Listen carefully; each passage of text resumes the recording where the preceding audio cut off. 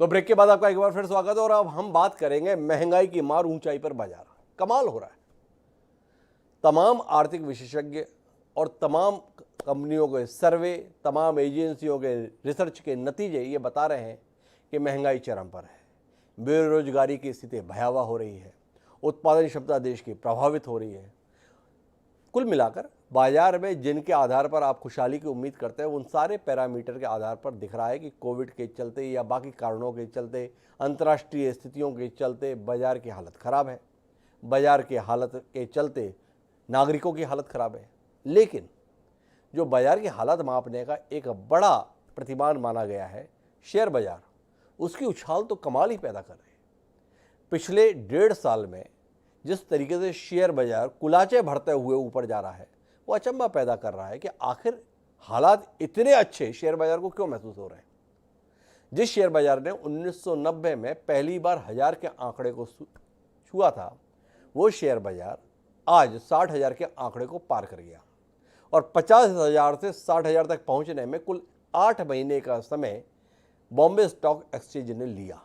ये कैसे हुआ, ये समझने की कोशिश करते हैं कि आखिर इस प्रकार की गति के मायने क्या है। 3 खास मेहमान हमारे साथ जुड़ रहे हैं। हमारे साथ में कांग्रेस पार्टी के राष्ट्रीय प्रवक्ता गुरदीप सिंह सेप्पल साहब खासतौर पर मौजूद हैं। हमारे साथ डॉक्टर सुभाष पांडे जी हैं, पूर्व प्रशासनिक अधिकारी हैं, पूर्व विशेष सचिव वाणिज्य एवं उद्योग भारत सरकार, वह भी हमारे साथ में है। राहुल कोठारी जी, प्रदेश मंत्री भारतीय जनता पार्टी मध्य प्रदेश, वह भी हमारे साथ। आप तीनों का स्वागत है। चर्चा की शुरुआत गुरदीप सिंह सेप्पल जी से करता हूँ। कांग्रेस पार्टी खास तौर पर देश की आर्थिक हालात को लेकर बड़ी चिंताएं समय समय में व्यक्त करती है। उसका मानना है कि सब कुछ तबाह हो रहा है, बर्बाद हो रहा है। नरेंद्र मोदी और उनकी सरकार की नीतियों ने देश और देश के नागरिकों के जीवन को मुहाल कर दिया है। पर शेयर बाजार का आंकड़ा तो कुछ और बता रहा है। गुरदीप जी, आपके दावों के प्रति रूप पूरी तस्वीर दिखती है। इतनी खुशहाली, ऐसी बहार, हर तरफ बल्ले बल्ले जिसे कह सकते हैं दिख रहा है। थोड़ा आप दृष्टिकोण साझा करेंगे इस स्थिति को लेकर? हिमांशु जी, जो शेयर बाजार की खुशहाली है जी वो तो सबको दिख रही है जी और जो शेयर बाजार के बाहर बदहाली है वो भी सबको दिख रही है। ऐसा नहीं कि कांग्रेस पार्टी बोल रही है। जी शेयर बाजार बढ़ क्यों रहा है इसके बारे में भी समझना जरूरी है। जी एक वजह तो यह है कि जो लगातार फॉरेन डायरेक्ट इन्वेस्टमेंट भारत में आ रहा है वो बढ़ रहा है, जो शेयर मार्केट के अंदर उछाल ला रहा है। जी वो अलग बात है कि जब फॉरेन डायरेक्ट इन्वेस्टमेंट पिछले साल आया तो उसका 58% आईटी सेक्टर में आया और उसका आधा केवल एक कंपनी रिलायंस जियो में आया। जी लेकिन बहरहाल आ रहा है देश के अंदर, क्योंकि लगातार पिछले 12-15 साल से एफडीआई बढ़ता जा रहा है। तो एक तो वो उछाल पैदा कर रहा है और दूसरी बात कि बीजेपी की जो नीतियां रही हैं पिछले 7 साल में, उसकी वजह से इन्वेस्टमेंट के जो बाकी स्रोत थे, आज आप बैंक के अंदर पैसा रखें तो आपके पास 4 से 5, 5.5% अलग अलग स्कीमों में अलग अलग आय वर्ग के लोगों के लिए इंटरेस्ट आता है, जबकि 6% इन्फ्लेशन है। जी अभी इस हफ्ते कम हुई है लेकिन एवरेज 6% को टच कर रही है। यानी जितना महंगाई बढ़ रही है उससे कम अब ब्याज आ रहा है। और आम जनता, खास तौर पर जो रिटायर्ड लोग हैं, जो लोग अपनी सेविंग्स के हिसाब से अपनी जिंदगी प्लान करते थे, उनके पास अब निवेश के साधन नहीं बचे। इसी तरह से रियल एस्टेट लगातार डाउन है तो लोग उसमें इन्वेस्ट नहीं करते हैं। तो इन्वेस्टमेंट के जितने भी थे, गोल्ड है उसमें एक्साइज है, बेचने और खरीदने पे लोग उसमें भी अब इन्वेस्ट नहीं करते हैं। तो सारा का सारा पैसा मोड़ दिया है सरकार ने शेयर मार्केट की ओर। जैसे कहा जाए कि अगर एक मान लीजिए एक नई नीति आ जाए कि आज से सारा अनाज बंद जी और सब लोग पिता खाएंगे, तो आप क्या ये कहेंगे कि पिता पॉपुलर हो गया? जी वो नहीं होगा ना, क्योंकि इन्वेस्टमेंट के सारे रास्ते बंद हैं और एफडीआई की वजह से भी, दोनों वजह से लगातार शेयर बाजार उछल रहा है। लेकिन चिंता सिर्फ हमारी नहीं है, चिंता सिर्फ आपकी नहीं है। अभी 2 महीने पहले, लगभग 2 महीने पहले आरबीआई के गवर्नर ने भी ये बात चिंता जाहिर की थी कि जो बबल है, जो गुब्बारा है शेयर मार्केट का, अब ये तनाव दे रहा है, ये कब फूट सकता है, ये उसको चिंता आरबीआई को भी हो रही है। जी सरकार के लोग कह रहे हैं कि नहीं, ये बबल नहीं है, ये नहीं फूटेगा, लेकिन जनता जानती है और ये हर जनता जानती है कि जिस दिन ये फूटेगा उस दिन क्या होगा। और तीसरी एक बात और भी है कि पिछले 1.5 साल के अंदर बड़े पैमाने पर देश के अंदर बेरोजगारी आई है। कोविड के चलते करोड़ों नौकरियां गई हैं और बहुत सारा छोटा इन्वेस्टर जो है, जो दिन के अंदर 20,000 25,000 रुपए शेयर मार्केट में लगाता है और उससे वो 500 रुपए कमाता है, वो भी शेयर बाजार को उछाल रहा है। और ये सिर्फ मेरा नहीं है, खुद आरबीआई का डेटा है कि 70% जो इन्वेस्टर है वो नॉन इंस्टीट्यूशनल इन्वेस्टर हो गया है, जी, जो कि आम आदमी खुदरा पैसा लगा रहे हैं वो लोग हो गए हैं। तो ये सब मिलाकर इकोनॉमी की हालत पतली है। मेरे कुछ सवाल है सपल जी, आपने जितनी भी बात कही है, फिर मैं डॉक्टर सुभाष पांडे जी के पास जाऊंगा। आपने कहा कि सारे रास्ते बंद हो गए, पर मोदी सरकार ने फैसला लिया जिसके अंतर्गत शेयर बाजार के अंतर्गत लॉन्ग टर्म गेन पर भी टैक्स लगा दिया गया। पहले टैक्स फ्री था।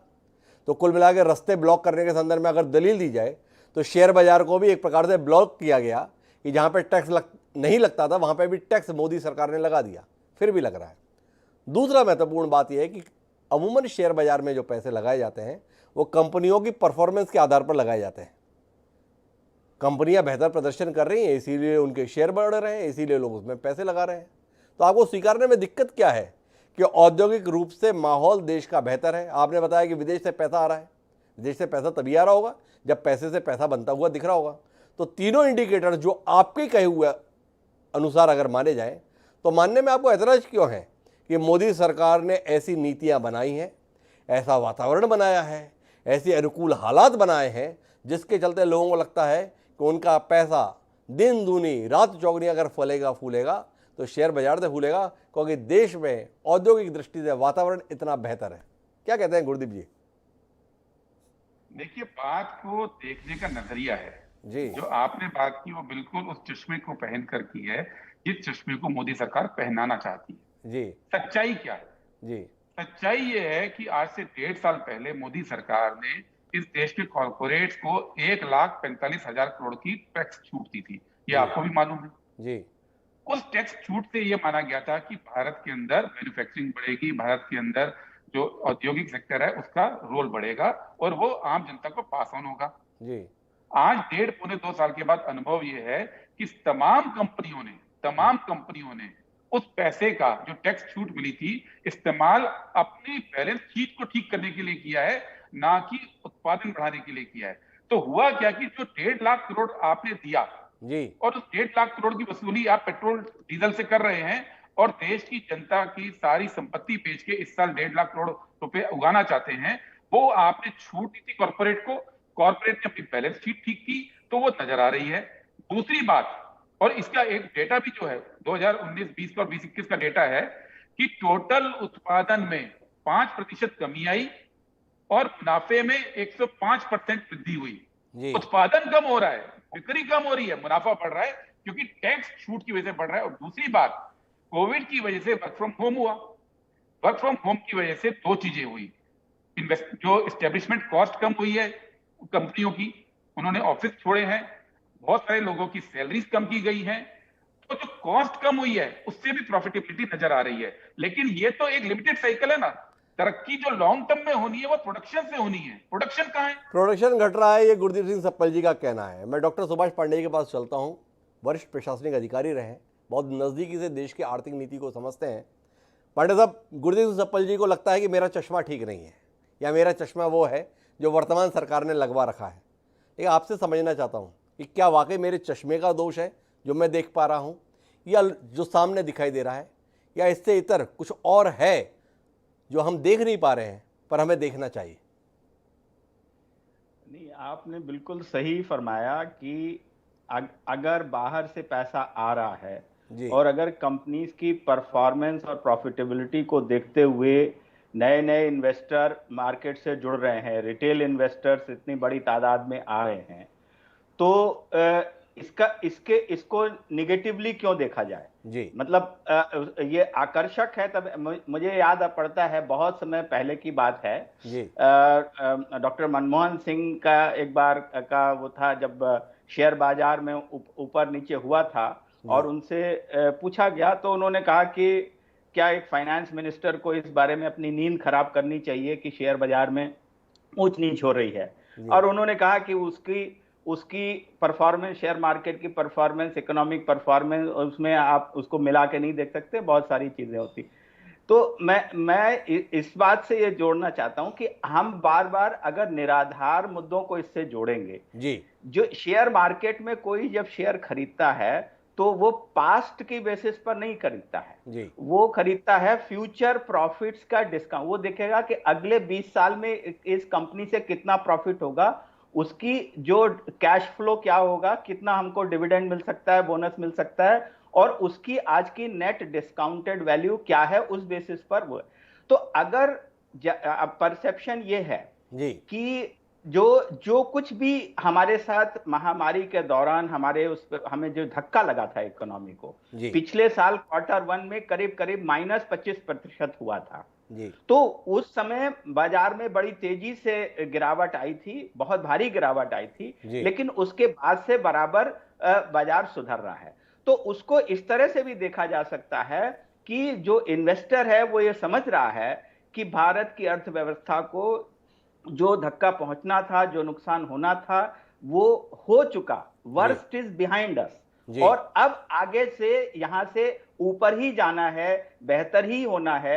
और उसके लिए सरकार ने कितना बड़ा प्रोग्राम इंफ्रास्ट्रक्चर स्पेंडिंग का रखा है, जिसकी वजह से उसको सारे कॉर्पोरेट्स के उसके जो सेक्टर इंटर सेक्टोरल लिंकेजेस हैं उस गवर्नमेंट स्पेंडिंग के, उनको देखते हुए अब आज ही का आपने देखा कि अगर मिलिट्री के लिए ट्रांसपोर्ट एयरक्राफ्ट का ये हुआ है कि और इसमें कुछ बाहर से आएंगे, कुछ यहां बनेंगे, तो क्या उसका इस पर फर्क नहीं पड़ेगा कि जो कंपनियां उन एयरक्राफ्ट को यहां बनाएंगी उनके शेयर्स पर असर पड़े?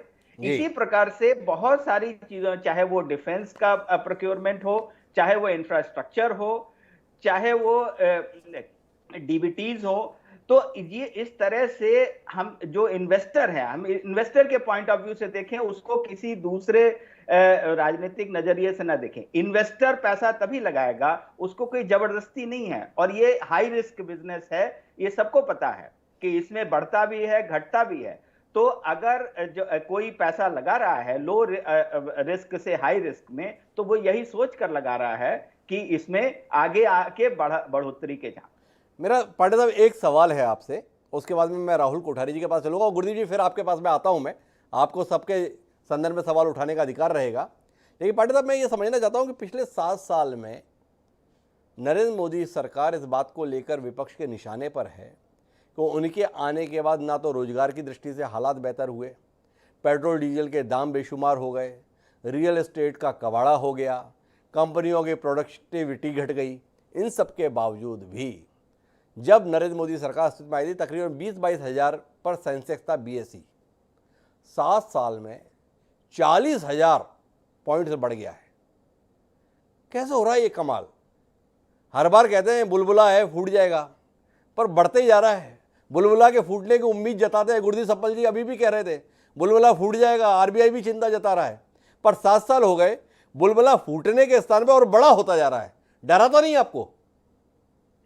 तो इसका मतलब है कि जो नेगेटिव कंपोनेंट्स हैं उससे पॉजिटिव कंपोनेंट्स कहीं ज्यादा हैं जी। अगर इकोनॉमी के कुछ सेक्टर्स में नेगेटिव कंट्रीब्यूशन है, तो बाकी कंट्रीब्यूशन पॉजिटिव है, और पॉजिटिव नेगेटिव से बड़ा है, तभी ये बाजार में नेगेटिव से बड़ा है। डॉक्टर सुभाष पांडे की एक क्रक्स में बात कही गई है कि नकारात्मक जिन चीजों का हम उल्लेख कर रहे हैं वो हैं, पर उससे ज्यादा बेहतर स्थितियां हैं, इसलिए ये आंकड़े दिख रहे हैं। पर राहुल कोठारी जी के पास चलते हैं, ये बेहतर स्थितियां किसके लिए है राहुल जी?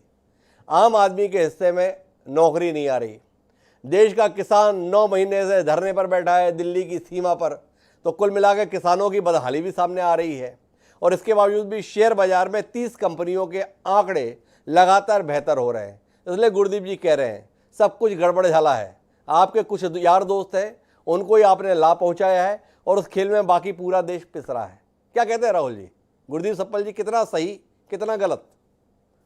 डॉक्टर साहब, पहली बात तो स्पष्ट है कि मेरी पार्टी ने मुझे ऐसे संस्कार नहीं दिए कि मैं बेरोजगारी वाले विषयों पर, किसान समस्या वाले विषयों पर आपके ऊपर यह आरोप लगा सकूं कि आप कोई चश्मा पहनकर बैठे। निश्चित रूप से आप एक स्वतंत्र पत्रकार हैं, आपका प्रश्न करने का अधिकार है। गुरदीप जी से भी करिए, मुझसे भी करिए, आपका स्वागत है। गुरदीप जी जिस तरह से बातों को बोल रहे थे, कभी कभी वो प्रवक्ता आम नागरिक की तरह बात कर रहे थे। मुझे लगता है कि कहीं ना कहीं जिस तरह से सारी बातें हैं, इसमें हमें एक बात ध्यान रखना पड़ेगा कि हम भारतीय जनता पार्टी की सरकार में हैं, 7 वर्षों से है, आत्मविश्वास से लबरेज सरकार है। कोविड के बावजूद जिस तरीके से सरकार ने व्यापारी वर्ग का साथ दिया है, बाकी लोगों का साथ दिया, और आज हम देख सकते हैं कि जो सेविंग लोगों की हुई थी वो परचेसिंग कैपेसिटी के रूप में बाहर निकल रही है। इंडस्ट्री को पीएलआई के रूप में जिस तरह से उपहार मिले हैं, पिछले कोविड के दौरान इंडस्ट्रियल सेक्टर को 10% एक्स्ट्रा लोन जो दिया गया था और जिस तरह से किस्तों को आगे बढ़ाया गया था, उससे एक बड़ी राहत उनको अपने आप में मिली थी।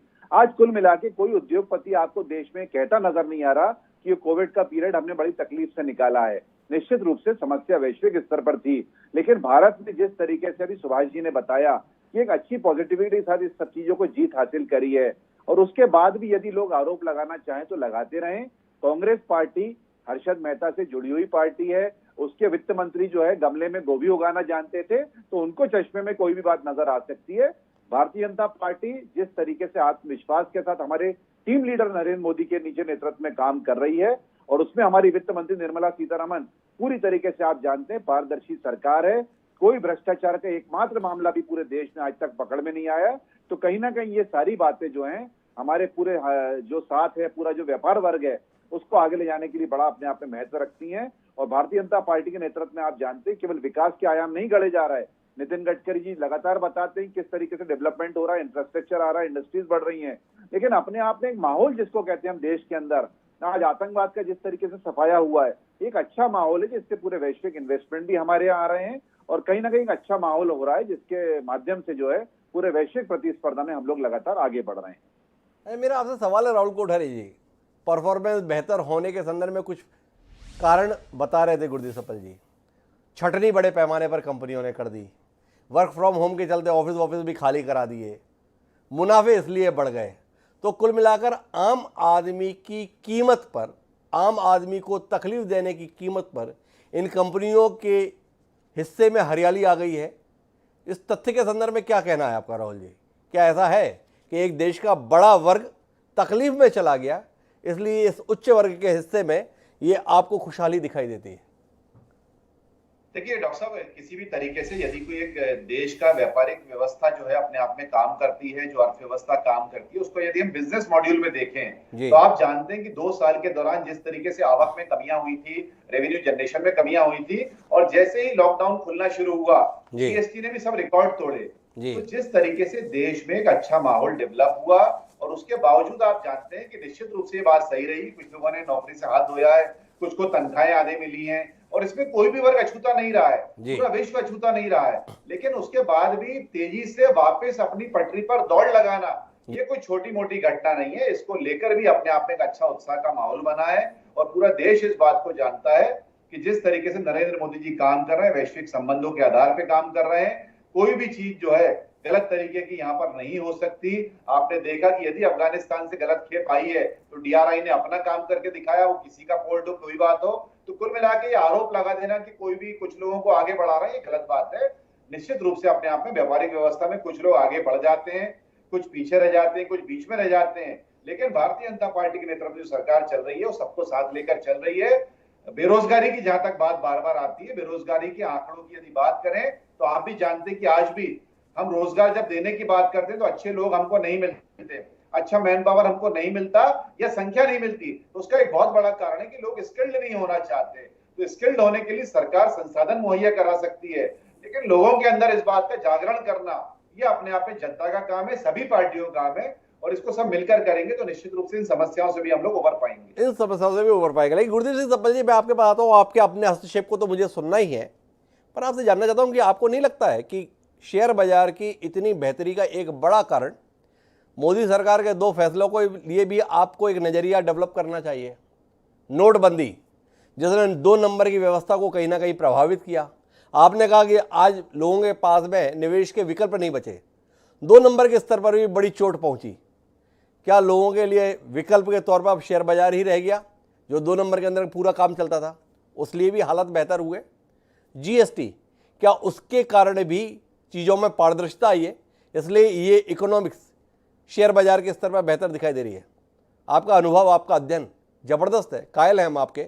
इस दृष्टि से भी थोड़ा अपने विचारों को साझा करें। शुक्रिया हिमांशु जी। पहले तो जितने सवाल उठे उनका जवाब जी। देखिए, मनमोहन सिंह जी ने स्टेटमेंट दिया था, should finance minister do the sleep जी। वो कब दिया था? जब इकोनॉमी ग्रो कर रही थी और शेयर मार्केट एक दिन गिरा था। जी। ये स्टेटमेंट आज लागू नहीं होता जब इकोनॉमी डूब रही है और शेयर मार्केट उठ रहा है। जी। एक चीज दो जगह लागू सेम नहीं होती। दूसरी बात, आपने भी कहा कि बहुत उछाल है। जी। यूपीए के टाइम पे जब 2004 में सरकार आई थी तो लगभग 5000 सेंसेक्स था, और जब मनमोहन सिंह की सरकार हटी 14 में, 10 साल में 22,000 पे, यानी 4.5 गुना बढ़ा। जी। अभी भी मोदी जी के टाइम में 7.5 साल हो गए हैं, उस स्तर पे अभी ग्रोथ नहीं हुई है परसेंटेज वाइज।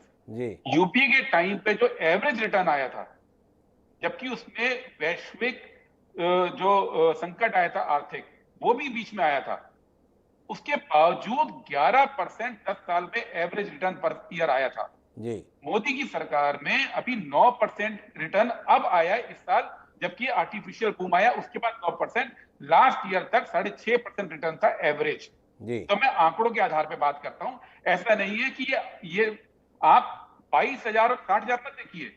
बच्चा जब बड़ा होगा तो 3 फीट का होगा, फिर 4 फीट का होगा, फिर 5 फीट का होगा। तो ये नहीं कि 5 फीट की ग्रोथ ज्यादा तेज हो गई। जी। आज की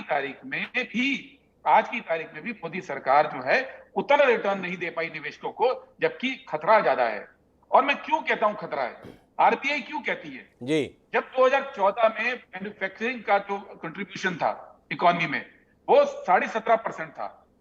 इन्होंने कहा मेक इन इंडिया करेंगे, 25% पर जाएंगे। आज 12.5% पे आ गए हैं। मैन्युफैक्चरिंग जिस देश के अंदर डूब रही है, खुद मोदी सरकार चाहती थी ना कि मैन्युफैक्चरिंग को 25% पे ले जाए।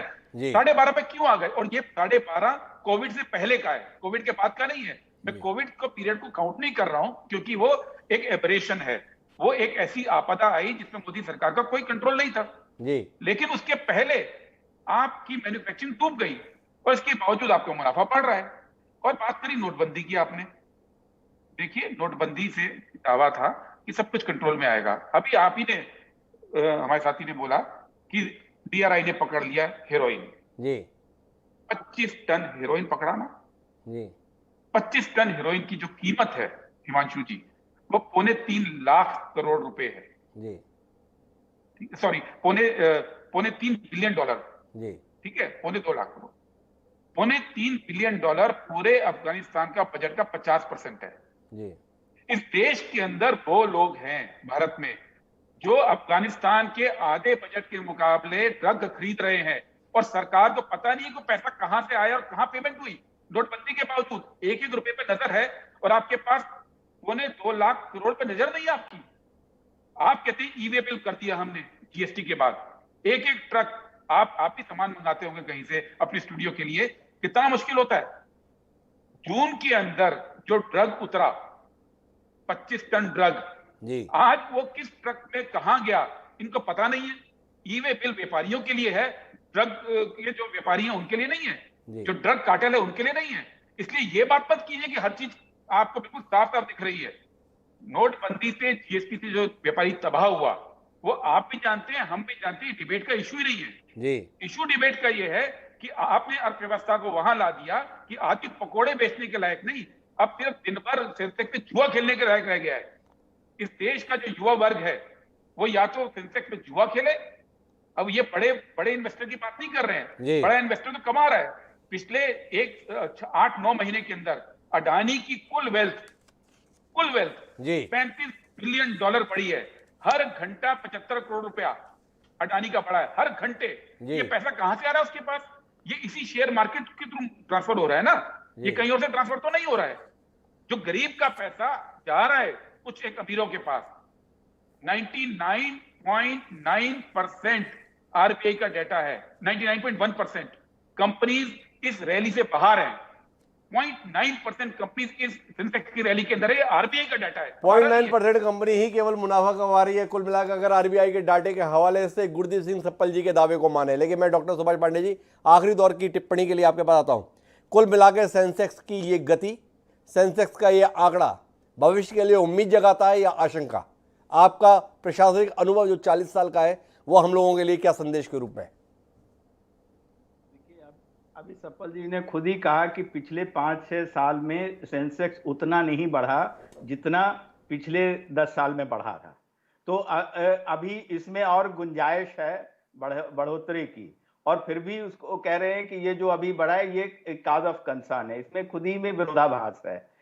ये हमेशा से है कि जो कंपनियां, हजारों कंपनियां हैं, लेकिन उसमें से 150 कंपनियां ही सबसे ज्यादा एक्टिवली ट्रेडेड और एक्टिवली उनका मार्केट कैपिटलाइजेशन को कंट्रोल करती हैं। तो ये चीज तो हमेशा से रही है। ये कहना कि 99% या 98%, वो तो हम नंबर्स गिन रहे हैं।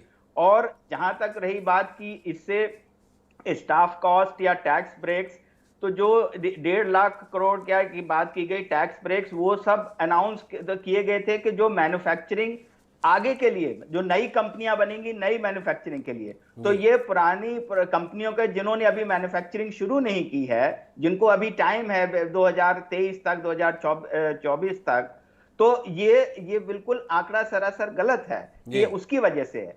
हुआ ये है कि जो स्टाफ कॉस्ट से कुछ रिडक्शन हुआ है, उससे कहीं ज्यादा बिजनेस ग्रोथ हुआ है, जो कि जीएसटी के कलेक्शन में दिख रहा है। जीएसटी का कलेक्शन प्रॉफिट और उससे मार्जिन से नहीं रहा है। जीएसटी बताता है कितना बिजनेस ज्यादा हो रहा है जो फॉर्मल इकोनॉमी में है। तो उसमें अभूतपूर्व वृद्धि हुई है पिछले नवंबर से और लगातार होती है। तो कुल मिलाकर सुभाष पांडे जी का मानना है कि आशंकित होने की जरूरत नहीं है, जो भी कुछ हो रहा है ठोस हो रहा है। आखिरी टिप्पणी राहुल कोठारी जी से, शेयर बाजार अर्थात सट्टा बाजार एक परिभाषा के तौर पर है। क्या इस देश के लोगों को अब निवेश के लिए, भविष्य में अपने पैसे को सुरक्षित रखने के लिए सट्टे के हवाले कर दिया है? शेयर बाजार बहुत बढ़ रहा है, इसी में जाइए। इस दृष्टिकोण के संदर्भ में राहुल कोठारी जी कुछ कहेंगे आप? क्योंकि आपने निवेश के बाकी सारे विकल्प बंद कर दीजिए हैं, गुरदीप सप्पल जी का यह कहना है। इस पर आखिरी टिप्पणी आपकी। नहीं, गुरदीप सिंह जी कुछ भी बात बोले, लेकिन आप बहुत स्पष्ट रूप से जानते हैं कि जो भी व्यवस्था देश में चल रही है, आज जिस तरीके से बैंकों का सुदृढ़ीकरण किया गया है, इंटरेस्ट के रेट वैसे ही रखे गए ताकि बाकी लोग परेशान ना हो। रेटिंग एजेंसियों की हम बात करें, हमारी सरकार से लेके मोदी जी को जो रेटिंग वर्ल्ड लेवल पर मिल रही है, वो आप सब देख सकते हैं। और इसके अलावा यदि हम बात करें हमारे टीम लीडर की स्पिरिट की, तो हमारे टीम लीडर की स्पिरिट आप देखिए कि यदि ड्रोन टेक्नोलॉजी पर भी वो एक मीटिंग लेते हैं और उसके भी डिस्कशन करके उसका व्यापार कैसे बढ़ाया जाए, कैसे वैश्विक रूप से इसको डेवलप किया जाए, इतना जब चिंतन हमारे प्रधानमंत्री के अंदर होता है, इतना बारीक मनन वो इस बात का करते हैं, तो निश्चित रूप से उस देश का बाजार भी उतना ही सुदृढ़ होगा। और सट्टा बाजार यदि हम इसको ना बोले तो बेहतर होगा। अपने आप में लाखों लोगों का ईमानदारी का पैसा इसमें इन्वेस्टेड रहता है, उनको कहीं ना कहीं उनकी भावनाओं को, इस शब्दों को सुनकर ठेस पहुंचेगी। बहुत ही विश्वास के साथ लोगों ने अपना पैसा, तो सट्टा बाजार ना कहा जाए, इसे शेयर बाजार ही कहा जाए, ये कहना है राहुल कोठारी जी का। गुरदीप जी, मेरा समय समाप्त हो रहा है, फिर भी 30 सेकंड आपके लिए, जो भी आप बात आखिरी कंक्लूजन के तौर पे कहना चाहें। कंक्लूजन के तौर पे बात तो कुछ और करनी थी, लेकिन अब जवाब से जवाब निकलता है कि 2019 में भी मोदी जी गए थे अमेरिका जी, 17 सीईओ से मिले थे, एनर्जी के 17 बड़ी कंपनी के सीईओ से। आज 2 साल बाद एंड रिजल्ट क्या है? बड़ी व्यापारिक बुद्धि की वजह से कि उन 17 में से एक ने भी भारत में निवेश नहीं किया है। हाँ, बदले में भारत की पेट्रोनेट कंपनी ने $2.2 बिलियन वहां पे कर दिया, और आज उसी पेट्रोनेट कंपनी को बेच के पैसा उगाने की कोशिश कर रहे हैं। जिस पेट्रोनेट कंपनी से $2.2 बिलियन अमेरिका में इन्वेस्ट करा दिया, उनकी किसी कंपनी ने 2 साल में इन्वेस्ट नहीं किया। और इसको अगर आप बहुत व्यापारिक बुद्धि बोलते हैं, तो देश देख रहा है कि इसी वजह से कुछ नया आपने बनाया नहीं है 7 साल में, लेकिन हाँ, एक एक चीज बेचने की नौबत आ गई है, और बेचकर अब आप एफडीआई मंगा के इसको जिंदा रखना चाहते हैं। तो गुरदीप जी तो कुल मिलाकर असंतुष्टि है, लेकिन एक बात तय है कि कुल मिलाकर शेयर बाजार का आंकड़ा देश की अर्थव्यवस्था के संदर्भ में बोध तो कर रहा था कि चीज़ें ठीक दिशा में जा रही हैं। अब आने वाले समय में ये बुलबुला फूट जाएगा तो गुरदेव सिंह सप्पल जी ठीक, और ये बुलबुला अगर और विस्तार ले जाएगा तो राहुल कोठारी जी की बात पर एतबार करना पड़ेगा कि एक मजबूत सरकार, एक विश्वव्यापी दृष्टिकोण की सरकार कमाल के तरीके से देश का पुनर्निर्माण कर रही है, और जो लोग सवाल उठा रहे हैं वो अपना समय खराब कर रहे हैं। देखिए आने वाला समय क्या साबित करता है। बहरहाल आप तीनों मेहमानों का बहुत बहुत धन्यवाद हमारे साथ जुड़ने के लिए। समय अब आज के शेर का, समय सीमित है इसलिए बिना किसी भूमिका के शेर। नक्श तो सारे मुकम्मल है, अब उलझन ये है कि नक्श तो सारे मुकम्मल हैं, अब उलझन ये है किसको आबाद करें और किसे वीरानी दें। अबुल हसनात हक्की ने यह बात कही। कंपनियों की बैलेंस शीट देख रहे हैं तो सब तरफ हरियाली है, पर लोगों की जेब देख रहे हैं तो सब तरफ खाली है, उलझन है। देखें कैसे सुलझेगी। बहरहाल अब मुझे दीजिए इजाजत, कल फिर मिलते हैं नए विषय के साथ। सदर प्रणाम।